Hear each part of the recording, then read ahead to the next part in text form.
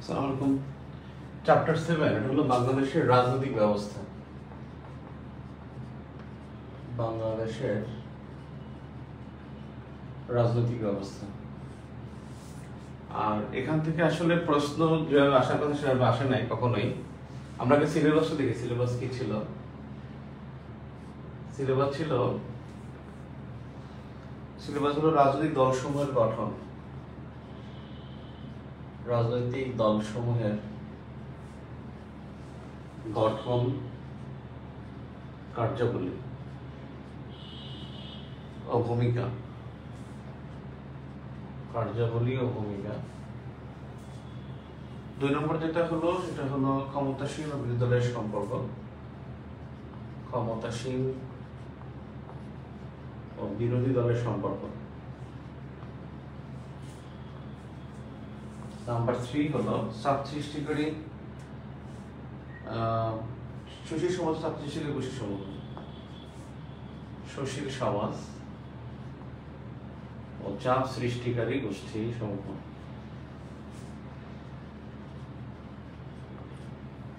Basically এখান থেকে তারা সিলেবাসে বলছে যে প্রশ্ন আসবে 3টা করে, সেখানে 12টা প্রিলিম হয়েছে, প্রশ্ন আসে কত 36টা, এখান থেকে প্রশ্ন আসছে মাত্র 7টা। এ পর্যন্ত প্রিলিম হয়েছে 12টা। আপনার স্পেশাল বিসিএসও কিন্তু প্রিলিম হয় এবং তাদের সিলেবাস কিন্তু ঠিক থাকে। সেখানে মানে প্রশ্ন আসার কথা হলো 36টা, 3-36টা, প্রশ্ন আসছে মাত্র এখান থেকে 7টা। এর কারণটা হলো এর সাথে রিলেটেড প্রথম অধ্যায়। যখন আমরা দেখছি প্রথম অধ্যায়ে একটা প্রশ্ন আসছিল, এখানে এই 7টা প্রশ্নের মধ্যে একটা প্রশ্ন ছিল কাকমারি সম্মেলন। এই কাকমারি সম্মেলন কিন্তু একটা প্রথম অধ্যায়ের ইস্যু, এটা 1957 এর ইস্যু। যদিও এবার স্পেসিফিক ভাবে বলছে যে 1954 থাকবে, তারপর 1969 থাকবে, মাঝখানে তারা এই কাকমারি সম্মেলনের কথা বলে নাই সিলেবাসের মধ্যে, বর্তমান সিলেবাসে। কিন্তু আগের সিলেবাসে কিন্তু উল্লেখ না থাকলেও এখানে প্রশ্ন আসার কথা, এবং কাকমারি সম্মেলন এখনকার কনটেক্সটে আসার কথা, কারণ ভাসানীপন্থী এখন চলতেছে। দিল্লি না ঢাকা, পিন্ডি না ঢাকা, এগুলো কিন্তু ভাসানীর স্লোগান ছিল। এরপরে দেখেন এর সাথে রিলেশন আছে 6ষ্ঠ অধ্যায়ের, যেমন নির্বাচন থেকে প্রশ্ন আসছে, নির্বাচন কমিশন বা নির্বাচন বিধিমালা, সেখান থেকে প্রশ্ন আসছে। এটা 6ষ্ঠ অধ্যায়, যেমন 118 অনুচ্ছেদ সংবিধানের, সেখানে ব্যাকগ্রাউন্ডে কিন্তু এই প্রশ্ন আসে। এরপরে এর সাথে রিলেশন আছে 8ম অধ্যায়, এই যে শাসন সংক্রান্ত যে বিষয়, শাসন সংক্রান্ত বিষয় কিন্তু এর সাথে রিলেটেড। এই জন্য এখান থেকে প্রশ্ন আসলে কম আসে। কিন্তু এখান থেকে আসলে রাজনৈতিক ব্যবস্থা যেটা আছে, দলসমূহের গঠন, কার্যাবলী, ভূমিকা, এখানে রাজনৈতিক ইতিহাস থেকে আমরা গুরুত্ব দিয়েছিলাম। সবসময় রাজনৈতিক ইতিহাস থেকে গুরুত্ব দিয়েছি, এখান থেকে রাজনৈতিক ইতিহাস থেকে আসলে প্রশ্ন হয়নি। এবার যেটা হচ্ছে যে বাকশাল, বঙ্গবন্ধুর বাকশাল এবং যেটা হলো বঙ্গবন্ধুর যে রক্ষী বাহিনী, তার ব্যাকগ্রাউন্ডে প্রশ্ন হতে পারে। সেটা এখানে আমরা মানে আলোচনায় রাখলেও মানে এটার আসলে মূল টপিক না। যদি তারা ঘুরিয়ে পেঁচিয়ে কোনো ব্যবস্থা করে, তাহলে এখান থেকে আসলে প্রশ্ন এখান থেকে ফেলাতে পারে। আর একটা বিষয় হলো, এখানে এখন সবচেয়ে গুরুত্বপূর্ণ যে বিষয়গুলো, সেটা আমার কাছে যেটা মনে হচ্ছে, যেহেতু এখন যে এই চাপ সৃষ্টিকারী গোষ্ঠী, এখান থেকে কমপক্ষে 4 জন আছেন, যারা এখন 5 জন উপদেষ্টা আছেন, এবং এই 5 জন উপদেষ্টা তারা হলেন কিন্তু বেসিক্যালি ইসের এই চাপ সৃষ্টিকারী গোষ্ঠী, যেটাকে এনজিও, বিভিন্ন নন গভর্নমেন্ট অর্গানাইজেশনস এবং প্রেশার গ্রুপসে তারা মেম্বার। 5 জন উপদেষ্টা বর্তমান। সেক্ষেত্রে সুশীল সমাজ এবং চাপ সৃষ্টিকারী গোষ্ঠীর একটা প্রাধান্য এখানে থাকতে পারে। নাম্বার 2 যেটা, সেটা হলো আওয়ামী লীগ নিষিদ্ধ। এটা একটা ফ্যাক্ট, এখান থেকে এটা প্রশ্ন হতে পারে। তো আমি সবচেয়ে মোস্ট ইম্পর্টেন্ট যে টপিক, 3টা টপিক সবচেয়ে মোস্ট ইম্পর্টেন্ট, সেটা আমি আগে আলোচনা করি এখান থেকে। আপনাদের আগামীকালকে মনে অনেকের পরীক্ষা আছে। পরীক্ষার দিক থেকে আসসালামু আলাইকুম ভাই, একটা ফিক্সড রুটিন মেনটেন করে যদি আমাদের ক্লাসগুলো নিতেন, সময় তো বেশি নাই। আমি আসলে সময় যাই হোক ইনশাল্লাহ, যে আমি বেঁচে থাকি 29 মে এর মধ্যে আপনাদের ক্লাস শেষ হবে, কোর্স কমপ্লিট হবে 29 মে এর মধ্যে ইনশাল্লাহ। এতে কোনো সন্দেহ নাই। সুশাসন, ভূগোল, বাংলাদেশ 3টাই শেষ হবে। ইন্টারন্যাশনাল তো আমরা প্রিলিমিনারি শেষ করছি, আর ইন্টারন্যাশনাল আমরা জুলাই মাসের শেষের দিকে, অর্থাৎ জুলাইয়ের শেষে যে রিসেন্ট আসে ইংলিশন, আমরা দেখছি যে প্রশ্ন যাই আসে রিসেন্ট বেশি আসে, এবং এখানে 20টা কোশ্চেনের মধ্যে মানে যদি কমও আসে, কমপক্ষে 8 থেকে 10টা কোশ্চেন আসে বিগত, এবং আমরা দেখছি 10 থেকে 12টা কোশ্চেন আসে রিসেন্ট। এখানে রিসেন্টের একটা প্রাধান্য থাকে। সো ইন্টারন্যাশনাল আমরা কিন্তু বেসিক পড়ে ফেলছি, আমরা রিসেন্টের সাথে অ্যাড করে সেটা পড়বো ইনশাল্লাহ জুলাই মাসে। এবং আমি এতটুকু কনফার্ম, ইনশাল্লাহ 29 মে এর মধ্যে আপনাদের ক্লাস শেষ হবে, ঠিক আছে। আজকেও আমি 10:30 একটা নোটিশ দিচ্ছি, আপনারা আসলে লাইভ করেন না, যেন আমি উৎসাহ পাই না। আপনারা ক্লাস করলে আমার একটা উৎসাহ থাকে। আজকে 10:30 ক্লাস দিচ্ছি, দেখলাম যে পোস্টটা সিন করছে মাত্র 16 জন। এর মধ্যে আমি দেখি যে মাথাটা কালকের মতোই ঘুরাচ্ছে, এই জন্য আমি একটু শুয়েছি, ঘুম পড়ে গেছি। উঠে দেখলাম, আবার চিন্তা করলাম, আমি উঠেই চিন্তা করলাম যে কালকে তো তাদের ব্যাংকের পরীক্ষা, আমি রিসেন্ট নোটটা শেয়ার করি। রিসেন্ট নোটটা শেয়ার করতে একটু লেট হয়ে গেছে, সকালে করতাম, তবে এখন করছি। তো কাছে মনে হচ্ছে যে কালকে পরীক্ষা, আপনারা অনেকে পরীক্ষা দিবেন, তাহলে ক্লাসটা কালকেই, লং ক্লাসগুলো কালকে থেকে নেই ইনশাআল্লাহ। 29 মে এর মধ্যে আমার ক্লাস এরকমেরই ভাই। আপনার দেশের পরিস্থিতি নির্ভর করে, সার্বিক পরিস্থিতি নির্ভর করে, পরীক্ষার তারিখ নির্ভর করে। আমার পড়াটা এরকমেরই, একটু গ্যাপ হবে, দেখবেন একবার আবার ধাপাধাপ শেষ হয়ে যাবে। 29 মে এর মধ্যে আপনি দেখবেন যে একটা সলিড প্রিপারেশন হয়ে যাচ্ছে আপনার ইনশাআল্লাহ। 29 মে এর মধ্যে আমি রুটিন দিছি, যে রুটিনটা আপনার হেরফের হয়েছে, কিন্তু এখন থেকে যেটা হবে আপনার কোনো ফিক্সড রুটিন না। আমি নোটিশ দেবো যে আগামীকালকে, এটা মনে রাখে যে রাতে ক্লাস হবে, রাতে একটা ক্লাস থাকবে, দিনে একটা ক্লাস থাকবে। আগামী 7-8 দিন দেখবেন রাতে একটা, দিনে একটা ক্লাস, অথবা দেখবেন রাতে ডাবল ক্লাস বা দিনে ক্লাস হবে না। সেটাই 9টায়, রাত্রে 9টায়, এটা একটু মানে একটু খোঁজ খবর রাখবেন। 9টায় না হলে 10:30টায় এরকম হবে। তবে আগামী 7 দিন রাত 9টায় ক্লাস হবে ইনশাল্লাহ, রাত 9টায় হবে 7 দিনে। কারণ 7 দিনে আমার কোনো প্যারা নাই, প্যারা শুধু আপনাদেরকে নিয়ে। তো যাই হোক, এখানে আওয়ামী লীগ নিষিদ্ধ, এটা একটা ফ্যাক্ট। আমি এইটা নিয়ে প্রথমে যাই। প্রথমে আসে যে নিবন্ধিত দল, নিবন্ধিত দলে আসে এখানে। এটা হলো প্রথম টপিক, সবচেয়ে ইম্পর্টেন্ট টপিক যেটা নিবন্ধিত দল। এই নিবন্ধিত দলের এই যাত্রা শুরু করছে, নিবন্ধনের যাত্রা, এটা শুরু হয়েছে সেই ফখরুদ্দিন গভর্নমেন্টের সময় 2008 সালে, এবং প্রথম নিবন্ধিত হয় 39টি দল, 39টি দল, এবং আবেদন করে 108টি দল, 107টি দল। এটা 2008 সালের কথা বলছি। তো যাত্রা শুরু 2008 সালে, প্রথম নিবন্ধিত হয় 39টি, আবেদন করে 107টি দল। এ পর্যন্ত নিবন্ধন পায় 55টি দল। এ পর্যন্ত নিবন্ধন পেয়েছে 55টি দল। বর্তমানে নিবন্ধন আছে 49টি দলের, 49টি দলের। এটা কিন্তু আজকে পর্যন্ত, টিল টুডে, আজকে পর্যন্ত এটা,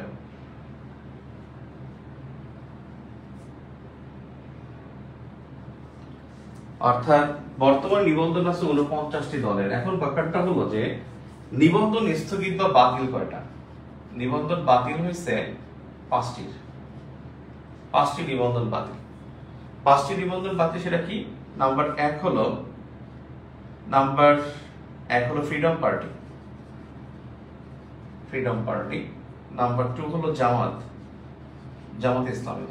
কিন্তু এখনো নিবন্ধন পায়নি, তাদের শুনানি চলছে, হয়তো বা আগামী শনি রবিবার মধ্যে তাদের শুনানি রায় হয়ে যাবে, এখন পর্যন্ত রায় হয়নি। নাম্বার 3 হলো পিডিপি, অর্থাৎ পিডিপি হলো প্রগতিশীল গণতান্ত্রিক পার্টি, অর্থাৎ প্রোগ্রেসিভ ডেমোক্রেটিক পার্টি বা প্রগতিশীল ডেমোক্রেটিক পার্টি, অর্থাৎ প্রগতিশীল গণতান্ত্রিক পার্টি অথবা progressive Democratic party. Number 4 JAGPA, জাতীয় গণতান্ত্রিক পার্টি।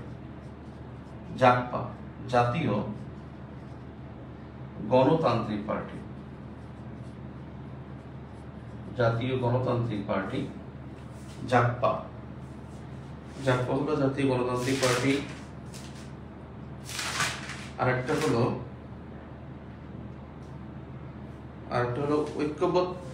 ঐক্যবদ্ধ নাগরিক আন্দোলন। ঐক্যবদ্ধ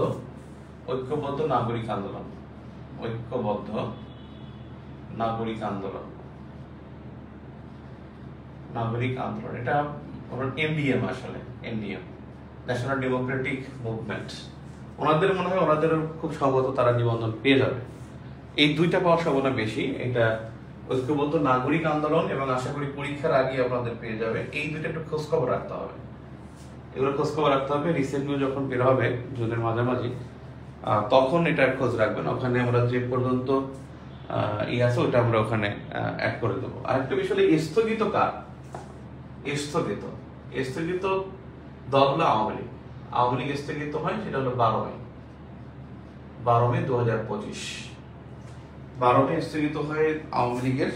আর এছাড়া এই 5টা হলো স্থগিত মানে বাতিল। আর এখন পর্যন্ত নিবন্ধন আছে 49টি দলের। নিবন্ধনের আবেদন আছে কতটি? এখন পর্যন্ত আবেদন আছে 65টি দলের। আবেদন আছে 65টি দলের। তবে এটা আবেদন কতটি আছে সেটা পরীক্ষা আসবে না, এটা পরীক্ষার সম্ভাবনা একেবারে নাই। কারণ আবেদন যে 65টি দলের, এটার আসার সম্ভাবনা কেন নাই? কারণ হলো যে আরো আবেদন হয়তো বা তারা এই মুহূর্তে আরো আবেদন চলবে এবং আবেদন করবে তারা, সেই জন্য এটা আসলে আবেদনের 65টি। একটা 93টি দল আবেদন করছে, তার মধ্যে যোগ্য দল 65টি আবেদন করছে, 93টি। তার মধ্যে যাচাই বাছাই এটা হবে 65টি দলের। দল করে লাভ কি? বাংলাদেশ আসলে পলিটিক্যাল পার্টি করে খুব লাভ আছে। পলিটিক্যাল পার্টি হলো সবাই কি পায়, একটা মানে দাওয়াত পায়, ইনভিটেশন পায়। দেখেন বিনিয়োগের কোনো খবর নাই। যাদের আসলে নিজের দলের 10 জন নেতার নাম তারা কেউ জনগণ দেয় না, তারা নিজেরাও বলতে পারবে না। অথচ দেখা যায় তারা কিন্তু বিনিয়োগ সামিট হলো কয়েকদিন আগে, যে বিনিয়োগ সম্মেলনে, সেখানে মিডিয়ায় বিনিয়োগ সামিটে দেখা গেল যে তাদেরকে ডাকলো, অথচ তাদের হাতে বিনিয়োগের কিচ্ছু নেই, অ্যাবসলিউটলি কিছু নেই। হয়তো শো অফ করবে যে আমরা পলিটিক্যাল পার্টির সাথে একটা ঐক্যে গেলাম, মানে শুধু এখানে নাস্তার বিল হচ্ছে, আর কিছু হয় না। আপনি জানেন না যে বাংলাদেশে কি পরিমাণ অপচয় হয়। আপনি সরকারি চাকরি করলে বুঝতে পারবেন, বিশেষ করে ব্যাংকে চাকরি করলে জানবেন না, কিন্তু অফিসিয়াল যেটা আছে, আপনি যদি সরকারি চাকরি করেন, অনন্য চাকরি, তাহলে আপনি বুঝতে পারবেন যে কি বেহুদা মিটিং গুলো হয়। আমাদের খাদ্যে যে বীজ মিটিং হয়, সেদিন একটা মিটিং হলো আমাদের কি WFP ফাও এদের একটা কম্বাইন্ড একটা অর্গান হলো যে পুষ্টি চালের একটা ট্রেনিংটা, এবং এই ট্রেনিংটা আমি 2বার দিছি, মানে আমারই 2বার করা লাগছে এই ট্রেনিংটা।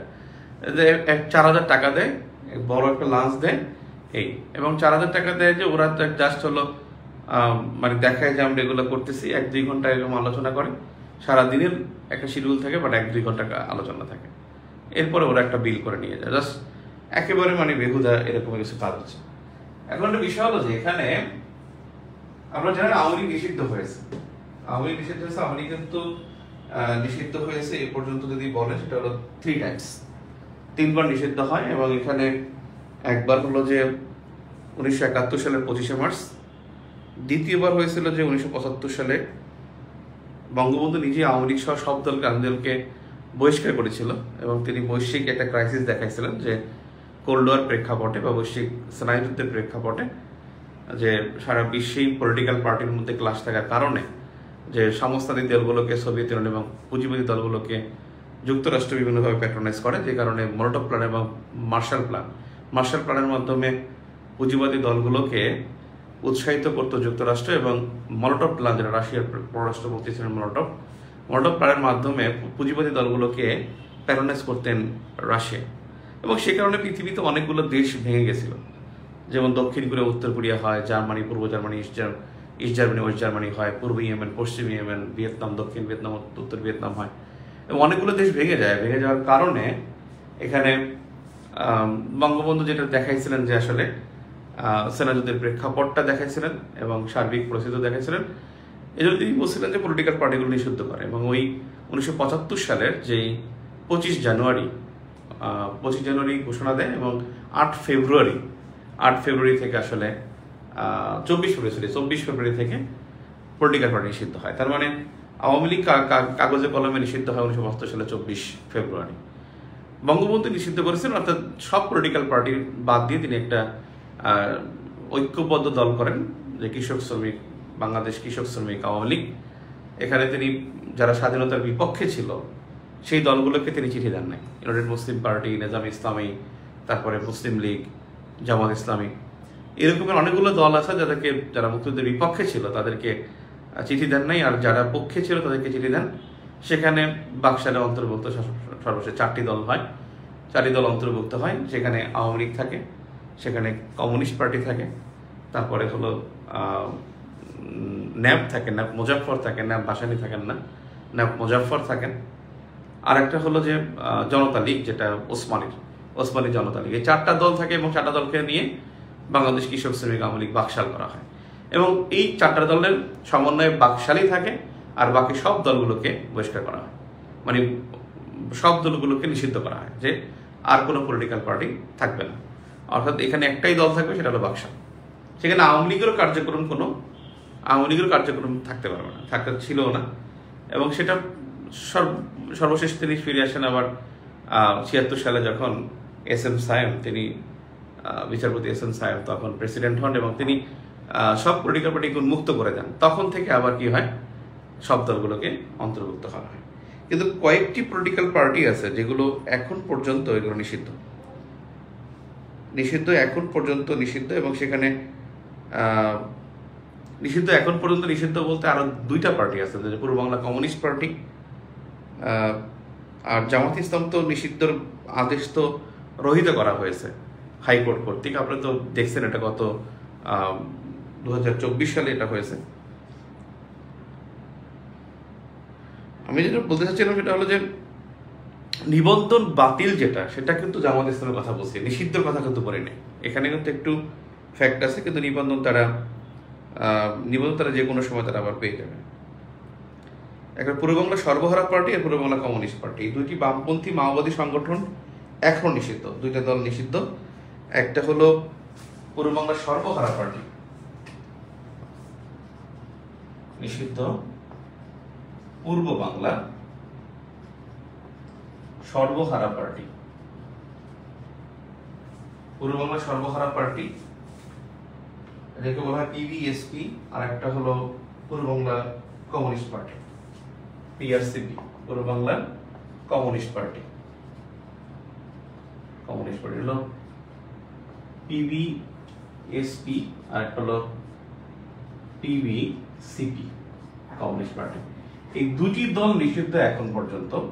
আর কার্যক্রম নিষিদ্ধ আছে, কার্যক্রম নিষিদ্ধ সাময়িক সময়ের জন্য, অর্থাৎ বিচার হওয়া পর্যন্ত নিষিদ্ধ, সেটা হলো আওয়ামী লীগ। এই 3টি দলকে আপনি নিষিদ্ধ এখন পর্যন্ত বলতে পারেন যে বাংলাদেশে জটিল এখন পর্যন্ত 3টি দল নিষিদ্ধ। এছাড়া জামাত ইসলাম নিষিদ্ধ হয়েছিল 2000, জামাত যে নিষিদ্ধ হয়, জামাত নিষিদ্ধের তারিখটা আসলে এখন আসবে না কোনোভাবেই, এখনো 2024 সালের 31 জুলাই, 24 সালের 31 জুলাই জামাত নিষিদ্ধ হয়। এটা আসলে পরীক্ষা এখন আর আসবে না, এখন সেই পরীক্ষা আসার মতো সুযোগ নেই। হ্যাঁ, আমাদের কালকে কিন্তু 7ম অধ্যায়ের পরীক্ষা হবে, 7ম অধ্যায়ের পরীক্ষাটা রাত 9টায় হবে। এখানে নোটিশটাকে নিয়ে না, 7ম অধ্যায়ের পরীক্ষা রাত 9টায়, 16/5/2025, 16/5/2025 7ম অধ্যায়ের পরীক্ষা। আচ্ছা, আমি যেখানে ছিলাম সেটা আওয়ামী লীগ নিষিদ্ধ, যে আওয়ামী লীগ যে নিষিদ্ধ কার্যক্রম, সেটা হলো যে 2009 সালের সন্ত্রাস বিরোধী আইনের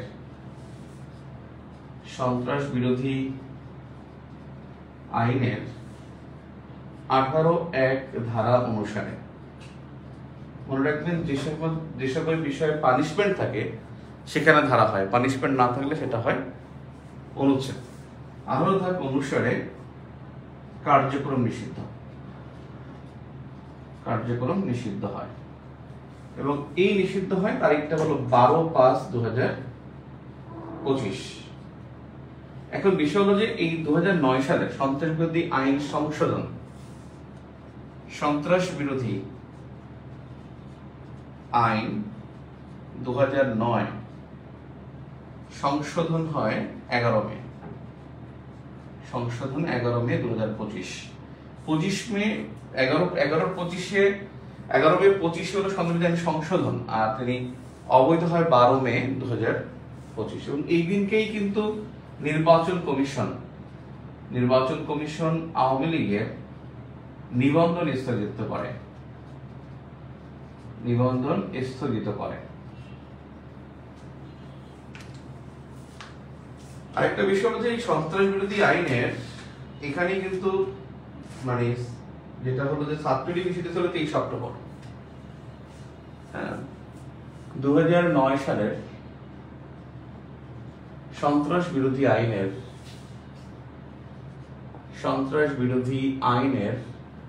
18 ধারা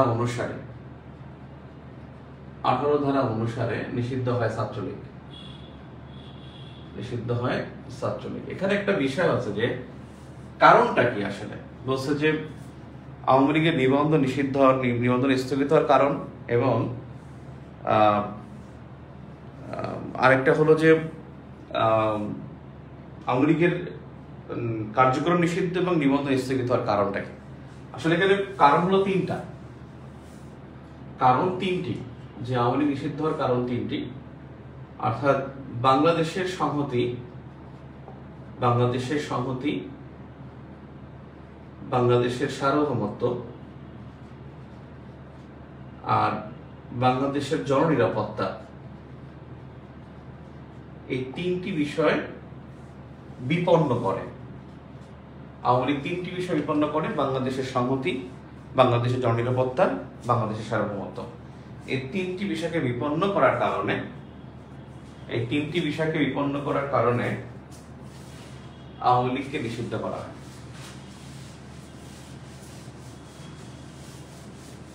কারণ দেখলেন আর ধারা দেখলেন। এখন বিষয় হলো যে ওরা কিন্তু একটা কাজ করছে, সেটা হলো যে 1973 সালের একটা আইন, ক্লাসই করেন না আপনারা, মাত্র 10 জন, এত বড় একটা গ্রুপ, মাত্র 10-11 জন ক্লাস করেন। একটা বিষয় হলো যে আপনি দেখছেন যে আরেকটা বিষয় কিন্তু সংশোধন করা হয়েছে। সেই সংশোধনটা কি? সেই সংশোধনটা হলো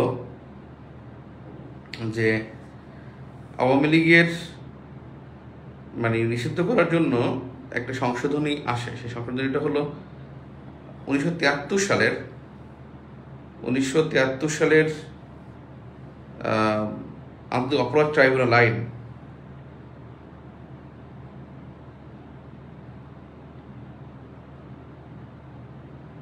মানে গেজেট, যেটা বাংলাদেশ গেজেট,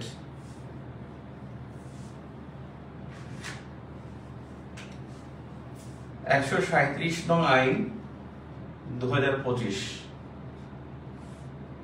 অনুসারে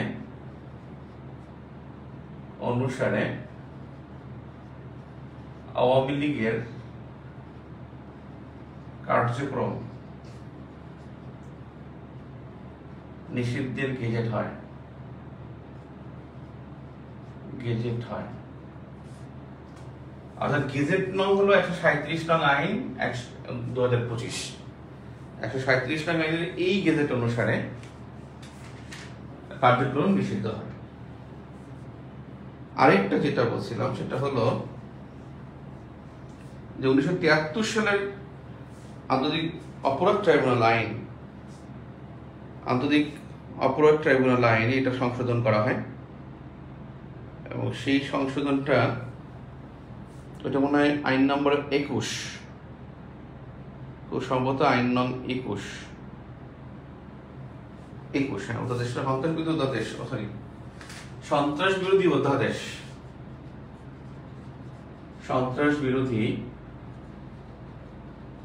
অধ্যাদেশ জারি নং 21, 2025। সন্ত্রাস বিরোধী যে অধ্যাদেশটা হয়, এখানে তো আইন বা অধ্যাদেশই তো আইন হয়ে যাবে পরে। সন্ত্রাস বিরোধী আইনের এখানে আইন, অধ্যাদেশে বলা হয়েছে যে সংশোধনের কথা, এবং সেখানে এটা আইন হিসেবে বিবেচিত হবে 18 এক দ্বারা। সন্ত্রাস বিরোধী অধ্যাদেশ জারি নং 21, আর আওয়ামী লীগের কার্যক্রম নিষিদ্ধের গেজেট হলো 137 নং। অর্থাৎ সন্ত্রাসবিরোধী অধ্যাদেশটা হলো যেটা 2009 সালের যে আইনটা আছে সন্ত্রাসবিরোধী আইন, ওইটা সংশোধন করা হয়। এই অধ্যাদেশের মাধ্যমে ওরা সংশোধন করে 18(1) অনুচ্ছেদ অন্তর্ভুক্ত করা হয়। সেখানে আওয়ামী লীগকে 3টি কারণ দেখিয়ে যে বাংলাদেশের সংহতি, জননিরাপত্তা অর্থাৎ সলিডারিটি, তারপর পাবলিক সিকিউরিটি আর হলো সভারেন্টি, এই 3টিকে বিপন্ন করার কারণে এই জন্য তাকে মানে নিষিদ্ধ করা হয়েছে। আর যদি বলা গেজেট নং কত, গেজেট নং হলো 37, গেজেট নং 37, অধ্যাদেশ নং 100, অধ্যাদেশ নং 21, আর আইন হলো 2009 সালের আইনের ধারা হলো 18(1)। ঠিক আছে, একটু বুঝে নিয়ে এখানে একটু ফাঁকফোকর আছে, ফাঁকফোকর না মানে একটু মানে আছে, ঝামেলা আছে, যে মানে তথ্য করার ক্ষেত্রে, ক্যালকুলেশনের ক্ষেত্রে একটু ঝামেলা আছে। এখন বিষয় হলো যে যেটা সেটা হলো যে এই জায়গায় আসলে গুরুত্বপূর্ণটা কি। আমরা 1 নম্বরে দেখলাম যে নিবন্ধনের, 2 নম্বর দেখলাম আওয়ামী লীগ নিষিদ্ধ। এই দুইটার গুরুত্ব সবচেয়ে বেশি অধ্যায়ের মধ্যে। এখন হলো যে নিবন্ধন আসলে কখন পাবে, কখন হারাবে, নিবন্ধনের আসলে মানে ফ্যাক্টটা কি, নিবন্ধনের ফ্যাক্ট কি, যে নিবন্ধন কখন পাবে কখন পাবে না। একটা বিষয় হলো যে পলিটিক্যাল পার্টি আসলে কি, পলিটিক্যাল পার্টির কাজ কি, কাজগুলো আসলে আমরা সবাই জানি। পলিটিক্যাল পার্টির কাজ কি? কাজ হলো জনমত গঠন করা, নির্বাচন করা, সরকার গঠন করা, বিরোধী দলের ভূমিকা রাখা, তারপরে হলো জনগণের মতামতের প্রতিফলন ঘটানো, গণতান্ত্রিক আচরণ করা। মানে এই বিষয়গুলোই কিন্তু পলিটিক্যাল পার্টির কাজ, যেগুলো একেবারে খুব সাবজেক্টিভ, সবার মাথা থেকে এটাই আসবে। এরা সংঘবদ্ধ গোষ্ঠী হবে, তারা কোনো সন্ত্রাসী গোষ্ঠী হবে না, তারা হলো জনগণের ঐক্য, রাষ্ট্রের সংহতি, রাষ্ট্রের সার্বভৌমত্বের প্রতি শ্রদ্ধাশীল থাকবে, আইনের প্রতি শ্রদ্ধাশীল থাকবে, সংবিধান তৈরি করবে তারা, পলিটিক্যাল পার্টিরা মানে যারা নির্বাচিত প্রতিনিধি তারাই কিন্তু সংবিধান তৈরি করবে। এইটাই হলো বিষয় যে আসলে পলিটিক্যাল পার্টির কাজটা কি। পলিটিক্যাল পার্টির কাজ যেটা সবাই আমরা জানি যে এগুলোই কাজ: জনমত গঠন, গণতান্ত্রিক আচরণ, তারপরে হলো সরকার গঠন, বিরোধী দলের ভূমিকা পালন, বিরোধী দলের প্রতি শ্রদ্ধাশীল, ভিন্ন মতের প্রতি শ্রদ্ধাশীল, মতামত প্রকাশের স্বাধীনতা, যেগুলো আপনারা শোনেন, মানে তারা নির্বাচনের প্রতি শ্রদ্ধাশীল, নির্বাচনমুখী, জনমতের প্রতি শ্রদ্ধাশীল, এই বিষয়গুলোই আসলে ঘুরে ফিরে থাকে। এখন পলিটিক্যাল পার্টি, এটা গঠন সম্পর্কে বলা আছে যে পলিটিক্যাল পার্টি গঠন হয় 152 নং অনুচ্ছেদ অনুসারে, 52 নং অনুচ্ছেদ অনুসারে। এখন একটা জিনিস মনে হলো যে এতটুকু কনফার্ম যে নিউ কোনো কনস্টিটিউশন আসতেছে না, সেখানে তারা বলছে এটা খুব সময় সাপেক্ষ। এবং আমরা দেখছি যে 7টা প্রস্তাব দেওয়া হয়েছে সংবিধান সংস্কার বিষয়ক, সেখানে বিএনপি, জামাত, তারপরে এনসিপি, এরকম করে কয়েকটা দল ছিল। সেখানে এবি পার্টি কেউ ছিল না, এবি পার্টির ছিল মনে হয়, হ্যাঁ কয়েকজন ছিল আর কি, মানে অর্থাৎ 7-8টা দল ছিল। এখানে কিন্তু সিলেক্টিভ কয়েকটা দল ছিল, সব দলগুলো ছিল না। তার মানে তারা বলছে যে সংবিধান তারা সংস্কার করবে, সংবিধান কোনো মানে নিউ কোনো কনস্টিটিউশন হচ্ছে না, এটা তারা ক্লিয়ার করছে গত 3-4 দিন আগে। আপনারা পত্রিকা যারা পড়েন তারা জানেন। তার মানে এটা প্রমাণিত হচ্ছে যে মানে নতুন কোনো সংবিধান না আসলে একটা ঘোষণাপত্র আসবে, যেটা 11 মে যেটা বলা হয়েছিল যে যখন মুভমেন্ট হয়েছিল যে আওয়ামী লীগ নিষিদ্ধের, তখন আইন উপদেষ্টা মহোদয় তিনি বলছেন যে 1 মাসের মধ্যে, 30 দিনের মধ্যে নতুন কি আসবে, ঘোষণাপত্র আসবে। তার মানে ধরে নেওয়া যায় যে 11 জুনের মধ্যে কোনো ঘোষণাপত্র আসবে। তো এই ঘোষণাপত্র আসার পরে বোঝা যাবে যে আসলে কি হচ্ছে। তার মানে এই ঘোষণাপত্রে সংবিধান সংস্কারের একটা রূপরেখা দেওয়া থাকবে। তার মানে সংবিধান সংস্কার হবে না, নতুন সংবিধান হবে না, সংস্কার হবে, এবং একটা মেসিভ সংস্কার হতে পারে। এবং সেটা অনেকবারই হয়েছে। 2011 সালে 15তম সংশোধনীতে 55টি চেঞ্জ হয়েছে, জিয়াউর রহমানের সময় 87টি চেঞ্জ হয়েছে যখন 5ম সংশোধনী হয়েছিল। আমারও এবার মোরাললেস মনে হয় যে 65 to 70, আমি যেটা পত্রিকা পড়ে দেখলাম যে 65 to 70 চেঞ্জেস আসবে। এই মানে ছোট ছোট চেঞ্জ আসবে। এখানে বাক্যগত বিশুদ্ধতা এরকম কিছু থাকবে।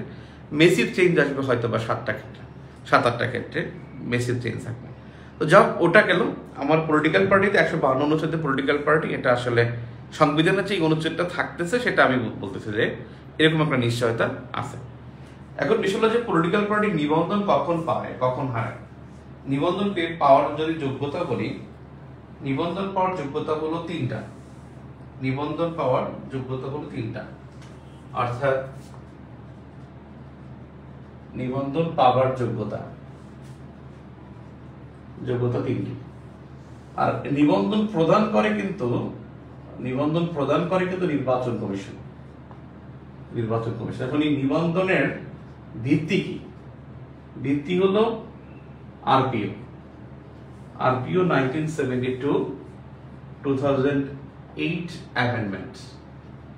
এটা কিন্তু অনেকে আমরা জানি না। অর্থাৎ নিবন্ধন পাওয়ার যে ভিত্তি, আমি যেটা বলতেছিলাম যে পলিটিক্যাল পার্টি গঠন সম্পর্কে বলা আছে 152 নং অনুচ্ছেদে। পলিটিক্যাল পার্টি নিবন্ধন পাওয়ার যোগ্যতা তিনটি, যেটা আমি একটু পরেই লিখতেছি। নিবন্ধন প্রদান করে নির্বাচন কমিশন। নিবন্ধনের ভিত্তি হলো আরপিও 1972। আরপিও মানে representation of the people order. Representation of the people order. Representation of the people order বা গণপ্রতিনিধিত্ব আদেশ। গণপ্রতিনিধিত্ব আদেশ 1972। এটা অনেকে বলে যে গণপ্রতিনিধিত্ব অধ্যাদেশ। এটা কিন্তু অধ্যাদেশ হবে না, আদেশ হবে। এটা order, not ordinance. This is order. এবং এটা নির্বাচন কমিশনের জন্যই করা হয়। নির্বাচন কমিশনের জন্যই কিন্তু এটা করা হয়, এই আরপিওটা।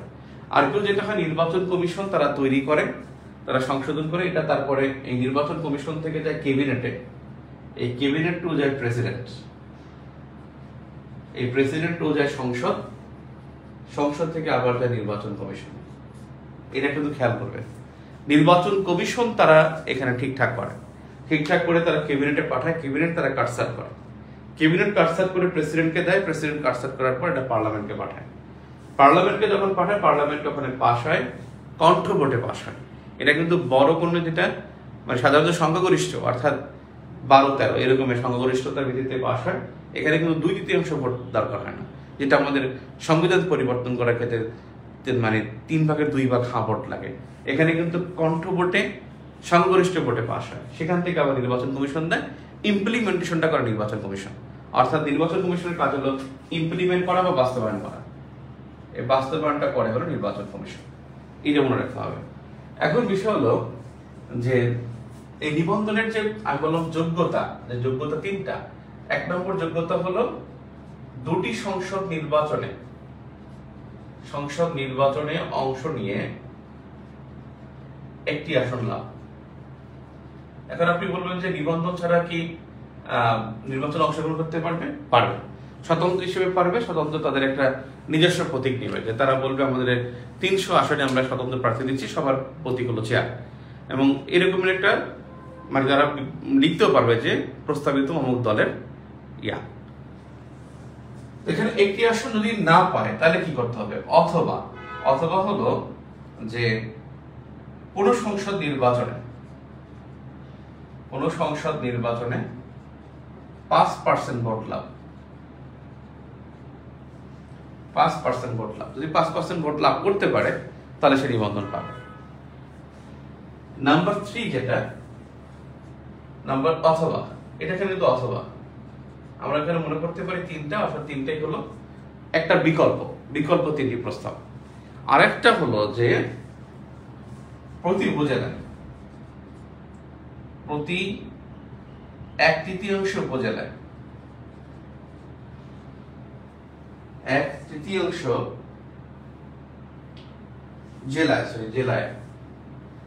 জেলায় অথবা 100 উপজেলায় অফিস থাকতে হবে। 100 উপজেলায় 200 ভোটারকে সদস্য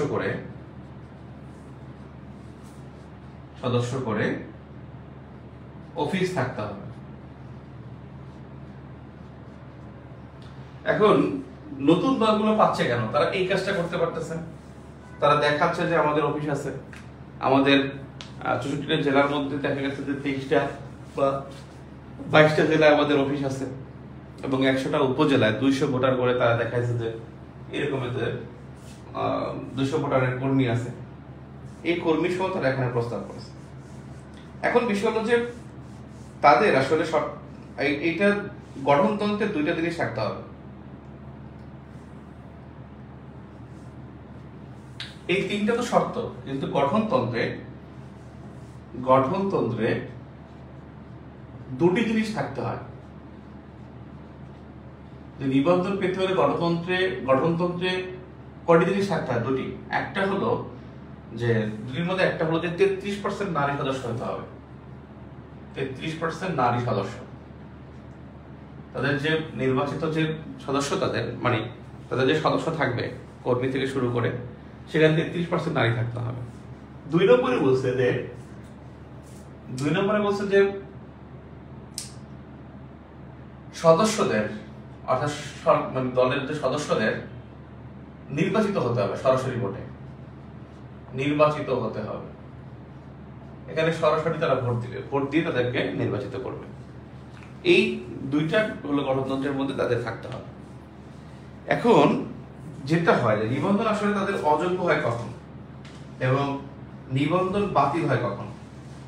আমরা যদি দেখি, বাতিল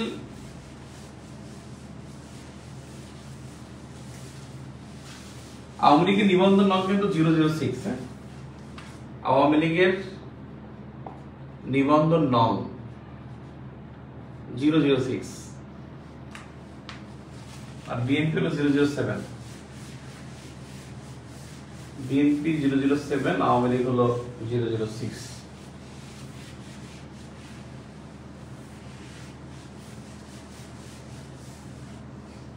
এখন বিষয় যেটা সেটা হলো যে কখন এটা বাতিল হবে।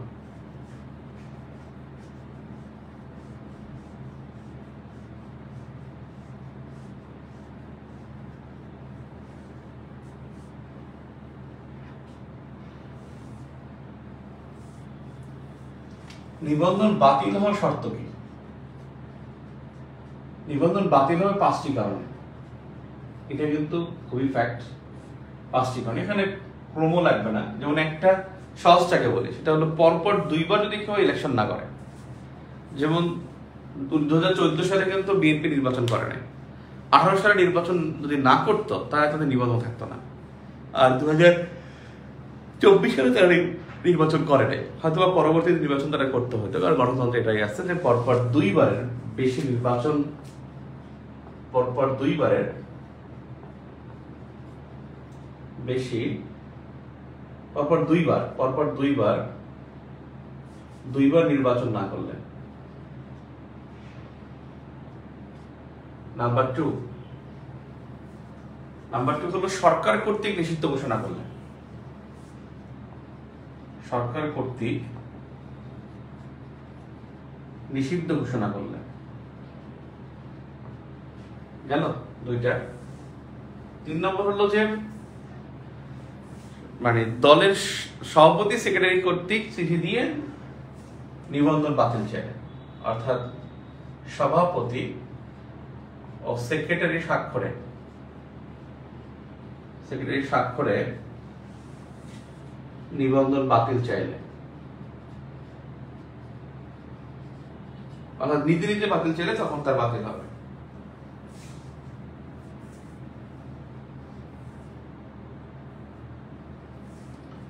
কমিশনে, অর্থাৎ নির্বাচন কমিশনে 3 বছর বা 3বার, পরপর 3বার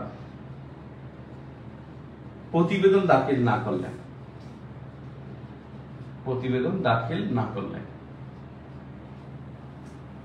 পরপর 3বার প্রতিবেদন দাখিল না করলে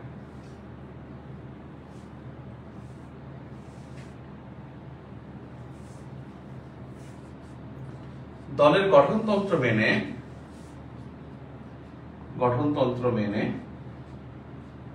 দলের বিলুপ্তি চাইলে,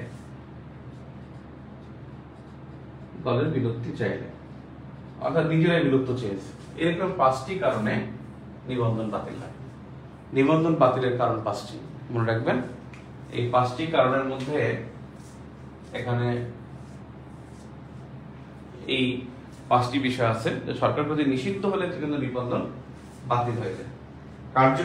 কার্যক্রম নিষিদ্ধ করার কারণে কি হয়েছে, যে নির্দিষ্ট সময় পর্যন্ত জন্য কিন্তু আওয়ামী লীগের নিবন্ধন স্থগিত হয়েছে, বাতিল হয়নি। এখন আমরা যদি দেখি বর্তমানে চাপ সৃষ্টিকারী গোষ্ঠী এবং হলো, আমি রাজনীতির মধ্যে ঢুকতেছি না, রাজনীতিটা হলো এরশাদের শাসনামল, জিয়া শাসনামল, বঙ্গবন্ধুর শাসনামল, এখানে কিন্তু ঢুকতেছি না, কারণ আমাদের সিলেবাসে ওটা নাই। নাম্বার 1, এটা আওয়ামী লীগ আমলে কিন্তু এখান থেকে প্রশ্ন হয় না। আওয়ামী লীগ আমলে যে এতটা 12টা বিসিএস হয়েছে নতুন এই সিলেবাসে, সেখানে কিন্তু এখান থেকে প্রশ্ন হয় না। কাকবাড়ি সম্মেলন পরীক্ষা আসছে, এটা প্রথম মাধ্যমিক ব্যাকগ্রাউন্ডে আসছে, কিন্তু বেসিক্যালি এখানে কিন্তু প্রশ্নের সম্ভাবনা নাই। আমরা দেখলাম যে তারা যে নতুন সিলেবাস করে সেখানে কিন্তু তারা স্পষ্ট বলে নাই যে জিয়া বা বঙ্গবন্ধু শাসনামলের ত্রুটি সমূহ। এখানে একটা কিছু বিষয় আছে, সেগুলো কিন্তু আমি এখানে অ্যাড করে দিয়েছি। কিছু বিষয় আছে সেগুলো কিন্তু আপনার আলোচনার মধ্যে আছে, বইয়ের মধ্যে আছে, কিন্তু আমি এটা ক্লাসের মধ্যে আনার কোনো দরকার নেই, কারণ আসলে এক্সেস যদি এসে থাকে। এখানে বিষয় হলো যে চাপ সৃষ্টিকারী গোষ্ঠী, আরেকটা হলো সুশীল সমাজ,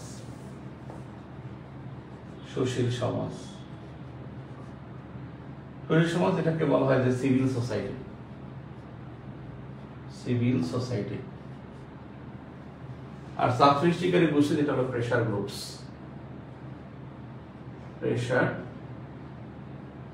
গ্রুপস। বেসিক্যালি সুশীল সমাজ এই চাপ সৃষ্টিকারী গোষ্ঠীর অন্তর্ভুক্ত। সুশীল সমাজ কিন্তু চাপ সৃষ্টিকারী গোষ্ঠীর অন্তর্ভুক্ত।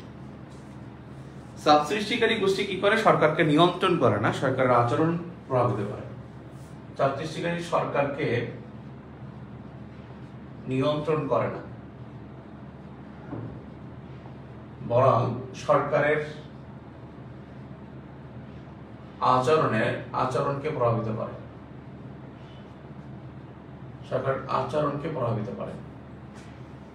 সরকারকে নিয়ন্ত্রণ করতে চায় না, বাট কিন্তু মানে যেটা চায় সেটা সরকারের আচরণ পরিবর্তন করতে। সুশীল সমাজ যেটা চায় সেটা হলো সরকারকে সচেতন করতে চায়, তার জন্য সজাগ করতে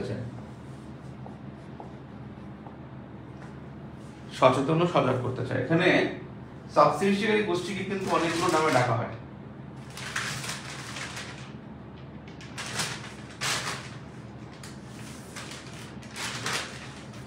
আমরা যদি বলি এনজিওস, এই এনজিওস কিন্তু চাপ সৃষ্টিকারী গোষ্ঠী। বিভিন্ন ইন্টারেস্ট গ্রুপস অর্থাৎ স্বার্থবাদী গোষ্ঠী,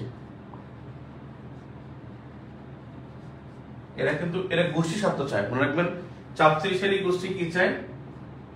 গোষ্ঠী স্বার্থ চায়। যেমন দেখেন ট্রেড ইউনিয়ন যে হয়, ট্রেড ইউনিয়নে তারা কি চায়? তারা চায় বেসিক্যালি যে শ্রমের মর্যাদা থাকুক, শ্রমিক অনেক অতিরিক্ত মজুরি পাক, অতিরিক্ত না মানে বেশি মজুরি পাক। এটা চায় কিন্তু আসলে চাপ সৃষ্টিকারী গোষ্ঠী না, এরা গোষ্ঠী স্বার্থ লাভ করতে চায়। আর সুশীল সমাজের এটা হলো জনকল্যাণ, ওদের মূল কাজ যেটা মানে জনকল্যাণ নিশ্চিত হোক, জনকল্যাণ, জনসেবা, তারপর হলো রাষ্ট্রের কল্যাণ, এগুলোর নিশ্চয়তা চায়। এটা চায় সিভিল সোসাইটি। এই সিভিল সোসাইটি হলো চাপ সৃষ্টিকারী গোষ্ঠীর মধ্যে অনেকগুলো গোষ্ঠীর মধ্যে একটা, আর সিভিল সোসাইটি হলো মানে ও চাপ সৃষ্টি গোষ্ঠীর মধ্যে একটা, কিন্তু মানে ওর মধ্যেও আছে, কিন্তু ওর মধ্যে চাপ সৃষ্টিকারী গোষ্ঠী নাই। চাপ সৃষ্টিকারী গোষ্ঠীর মধ্যে সুশীল সমাজ আছে, সুশীল সমাজের মধ্যে চাপ সৃষ্টিকারী গোষ্ঠী নাই। এরা মানব পুঁজি গঠন করে। একটা বিষয়, মানব পুঁজি গঠন। এই মানব পুঁজি গঠনটা অনেকে বুঝি না আমরা। মানব পুঁজি মানে হিউম্যান ক্যাপিটাল। হিউম্যান ক্যাপিটালটা কি আবার? হিউম্যান ক্যাপিটাল হলো অর্থাৎ মানুষের দক্ষতা, যোগ্যতা, অভিজ্ঞতা, সৃজনশীলতা, সৃষ্টিশীলতা, এইটা হলো মানুষের মানব পুঁজি। অর্থাৎ মানব পুঁজি হলো হিউম্যান ক্যাপিটাল, যেটা মানুষের মধ্যে থাকে, এটা কেউ অন্য কেউ নিতে পারে না, তার মধ্যে থাকে, এটা নেওয়ার ক্ষমতা কারো নাই, এবং এইটা নিশ্চিত করে সিভিল সোসাইটি। এখন একটা বিষয় হলো, আমাদের যে উপদেষ্টারা আছেন তারা কিন্তু ম্যাক্সিমাম বিভিন্ন ইসের সাথে জড়িত, এনজিওর সাথে জড়িত, এবং বর্তমানে যারা আমরা দেখেছি যে বিভিন্ন ইসের মধ্যে আছেন, বিশেষ করে আচ্ছা সাবসৃষ্টি গোষ্ঠী, এটা কিন্তু 4 প্রকার, এটা 4 প্রকার, একটু এখানে লিখে নেই। যেমন একটা হলো ইনস্টিটিউশনাল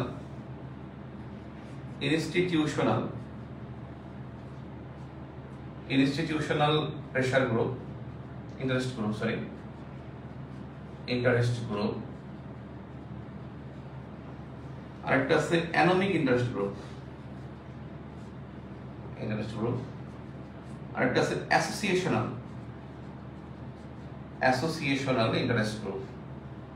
আরেকটা হলো নন অ্যাসোসিয়েশনাল ইন্টারেস্ট গ্রুপ। তাহলে সৃষ্টিকারী গোষ্ঠী হলো 4টা। একটা হলো ইনস্টিটিউশনাল ইন্টারেস্ট গ্রুপস, এরা যেমন হলো এই গ্রুপের মধ্যে কারা আছে? এই গ্রুপের মধ্যে আছে যেমন বিশ্ব ব্যাংক, যেমন আছে বিভিন্ন শিক্ষক সমিতি, ধরেন শিক্ষক সমিতি, IMF, এরা হলো ইনস্টিটিউশনাল গ্রুপ, ইন্টারেস্ট গ্রুপের মধ্যে। অ্যানোমিক ইন্টারেস্ট গ্রুপ যেটা আছে, এটা হলো হতাশাগ্রস্তদের, হতাশাবাদী, যেমন হলো যে মানে বৈষম্য ছাত্র আন্দোলন, এটা এর মধ্যে অন্তর্ভুক্ত, ছাত্র বিক্ষোভ।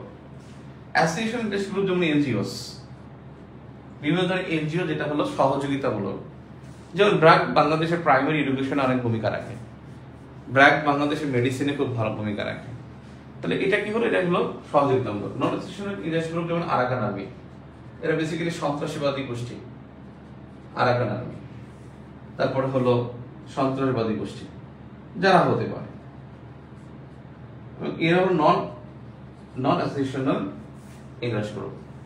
আরাকান আর্মি, আমাদের পররাষ্ট্রমন্ত্রী যেটা হয়েছে, পররাষ্ট্র উপদেষ্টা, তিনি বলছেন যে আমাদের সীমান্ত অরক্ষিত হয়ে গেছে। এরা কেন? আরাকান আর্মি কারণ এটা কিন্তু একটা অন কাইন্ড অফ প্রেশার এবং ইন্টারেস্ট গ্রুপ বা চাপ সৃষ্টিকারী গোষ্ঠী আরাকান আর্মি। তো এই আরাকান আর্মি হলো নন অ্যাসোসিয়েশনাল ইন্টারেস্ট গ্রুপস। তার মানে ইন্টারেস্ট গ্রুপস 4 প্রকার। একটা হলো, প্রথমটা হলো যে প্রাতিষ্ঠানিক যে কিছু আছে, যে বিভিন্ন প্রতিষ্ঠানের মাধ্যমে প্রেশার দেয়। একটা হলো অ্যানোমিক বা হতাশাগ্রস্তদের মধ্যে থেকে তৈরি হয়, যারা হতাশ তরুণদের মধ্যে থেকে হয়েছে, নারীদের মধ্যে হতে পারে। একটা হতে পারে সহযোগিতামূলক, আর একটা হলো যে নন অ্যাসোসিয়েশনাল ইন্টারেস্ট গ্রুপস। এখন বিষয় হলো যে এটা আমরা পেলাম। এখন বিষয় হলো এনজিও কারা, হু আর দ্য এনজিওস, এখন এনজিওস কারা? মানে আমাদের 3টা এক্সিকিউটিভ মনে রাখতে হবে। First executive, second executive, third executive. First executive মানে হলো লিডার্স, মিনিস্টার্স, এরা হলো বস। সেকেন্ড এক্সিকিউটিভ কারা? সেকেন্ড এক্সিকিউটিভ হলো যে ব্যুরোক্র্যাটস, অর্থাৎ আমলা শ্রেণী। ব্যুরোক্র্যাটস বানানো হবে না ভাই, এখন বলে যেতে পারি। থার্ড এক্সিকিউটিভ হলো এনজিওস, অর্থাৎ বেসরকারি গোষ্ঠী, নন গভর্নমেন্ট অর্গানাইজেশনস।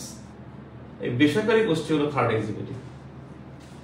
বর্তমানে থার্ড এক্সিকিউটিভের যে নেতৃবৃন্দ আছেন, তাদের মধ্য থেকে অসংখ্য যারা সরকারে আছেন, তারা সরকারি বিভিন্ন কমিশনের মধ্যে আছেন, সংস্কার কমিশনের মধ্যে আছেন, যারা প্রেশার গ্রুপ হিসেবে থাকলেও সরকারের মধ্যে এখন ইনফ্লুয়েন্সিয়াল। আমরা দেখি যে উপদেষ্টাদের এনজিও,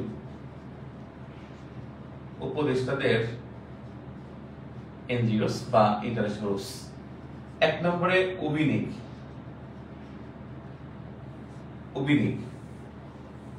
অভিনিক যেটা হলো, সেটা হলো যে উন্নয়ন বিকল্পে নীতি নির্ধারণী গবেষণা। উন্নয়ন বিকল্পের নীতি নির্ধারণী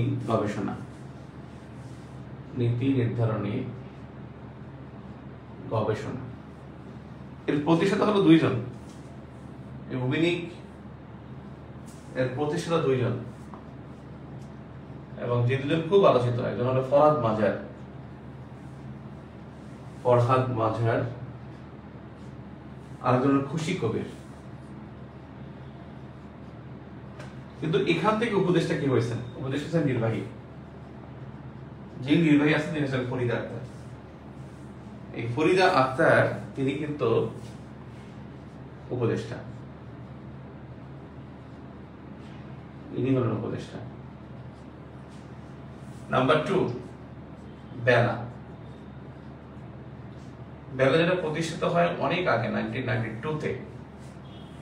বেলা প্রতিষ্ঠিত 1992-তে বাংলাদেশ এনভায়রনমেন্টাল ল অ্যাসোসিয়েশন, বাংলাদেশ এনভায়রনমেন্টাল ল ইয়ার্স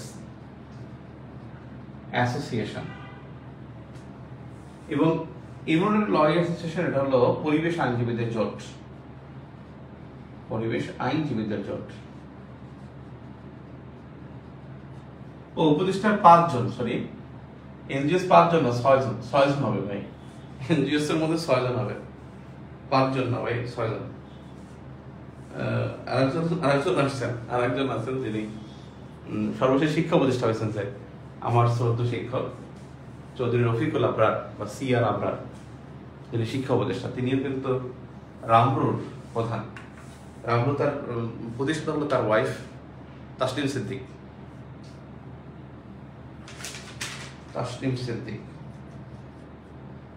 দেখেন বেলার এবং ওনার এবং এর যে নির্বাহী তিনি ছিলেন ডক্টর সৈয়দা রেজওয়ানা হাসান।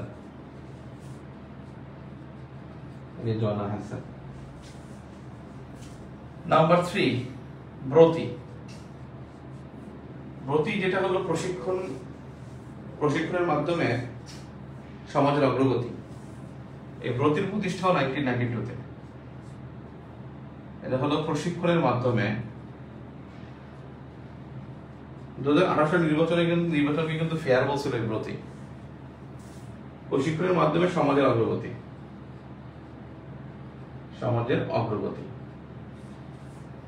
এবং এই ব্রতির যে নির্বাহী শারমিন মুর্শিদ, তিনিও কিন্তু উপদেষ্টা। শারমিন মুর্শিদ ব্রতির উপদেষ্টা, ব্রতির প্রধান, তিনি উপদেষ্টা।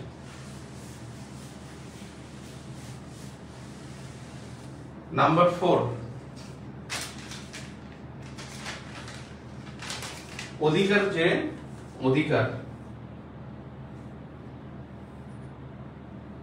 নাম্বার 4 হলো অধিকার।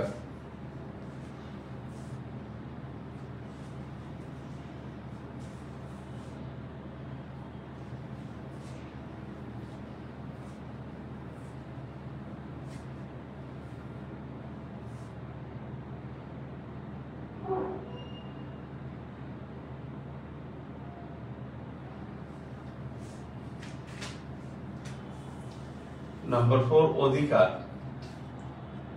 1994 এর প্রতিষ্ঠা। এটা হলো মানবাধিকার সংগঠন।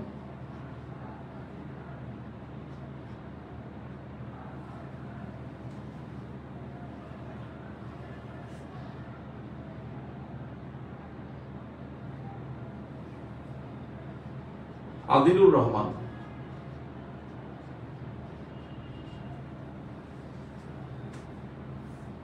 Number 5 Ramru, RMRRU, Ramru, refugee and migratory movement research unit. Refugee and migratory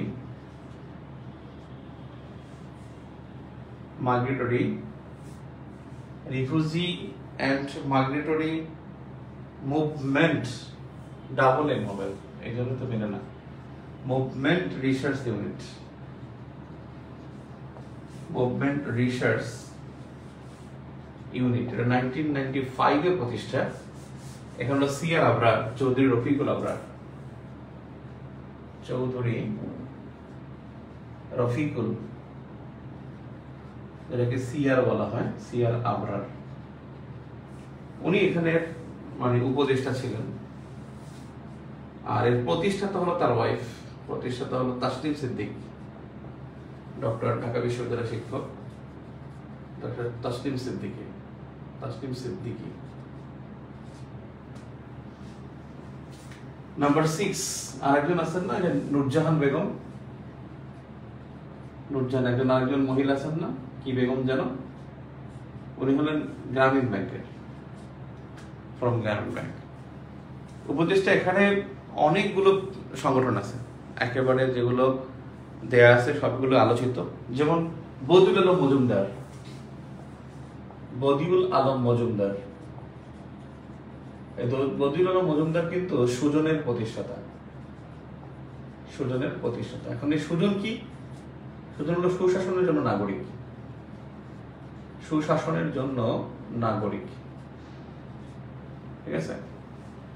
civil society যেটা আছে সেটার মধ্যে কিন্তু আপনার সিভিল সোসাইটি, এটা কিন্তু 5th স্টেট, আগের ক্লাসে বলছিলাম, এটা 5th স্টেট রাষ্ট্রের 5ম স্তম্ভ।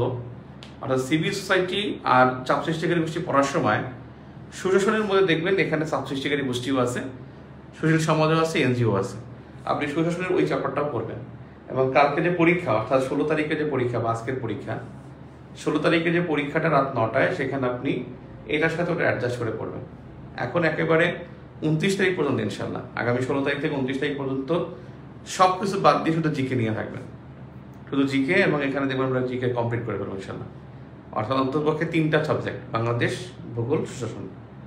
আর হলো যেটা আছে আমাদের ইন্টারন্যাশনাল দেখবার হয়ে গেছে, ওটা নিয়ে চিন্তা করবো, ওটা আবার জুলাই মাসে আমরা ক্লাস দেবো, ঠিক আছে। সো পড়বেন এখন শুধু জিকে, ধুমায় একটা আগাই গেলেই আপনার, এটা হয়ে গেলেই মানে আপনার প্রেশারটা কমে যাবে, ঠিক আছে। এরপর রিসেন্ট লাগবে, রিসেন্টগুলো আমি বুঝাই দেবো, ঠিক আছে। আমি ইম্পর্টেন্টগুলো আলোচনা করলাম। আর এখানে পলিটিক্যাল কিছু বিষয় আছে যে ইতিহাস, সেগুলো আসলে পরীক্ষায় আসে নাই কখনো, আশা করি এবছরও আসবে না ইনশাআল্লাহ, ঠিক আছে। আল্লাহ হাফেজ। কিন্তু পরীক্ষায় থাকবে, কিন্তু কালকে প্রশ্ন থাকবে কিন্তু ওখান থেকে।